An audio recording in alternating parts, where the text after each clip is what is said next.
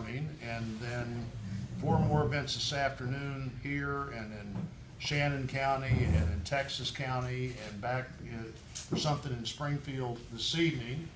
And then I'll do 3 or 4 things before I get from Springfield to the Kansas City airport tomorrow.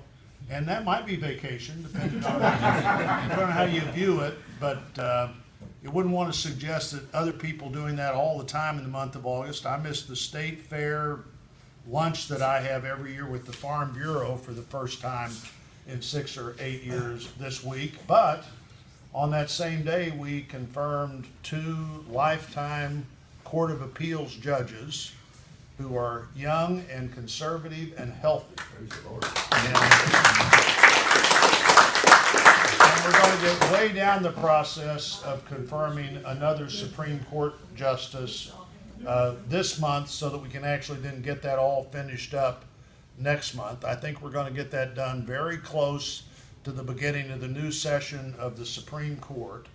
And the greatest long-term impact that a president, and the way this is done now, a Senate that will work with that president can have, is putting people on these courts for a lifetime.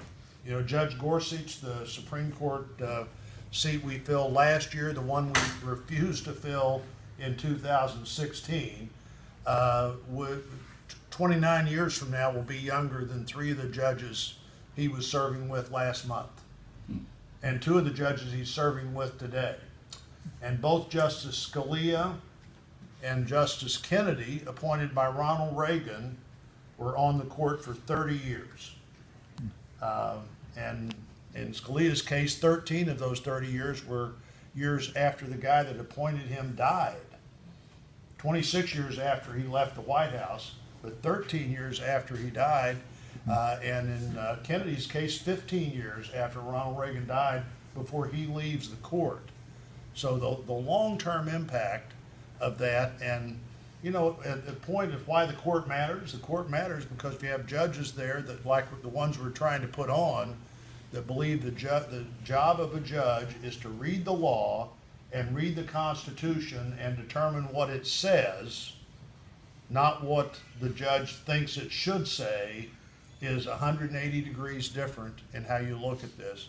Justice Scalia famously said that a good judge, in his opinion, that a good judge would often be disappointed, or at least sometimes be disappointed with their own ruling, because their job is not to rule based on what they think would be the best thing to happen, but to rule on what the Constitution and the law says. And so that's the Supreme Court. The courts of appeals, we've done 1/7 of the judges on the courts of appeals for the whole country have now been named by Donald Trump and confirmed by the Republican Senate. And why does that matter? Well, that's, you know, they're federal judges, and then there's a whole group of about 150 judges that form the courts that you appeal the federal judge's ruling to, and about 8,000 of their rulings are appealed to the Supreme Court every year. And the Supreme Court takes about 120 of those 8,000.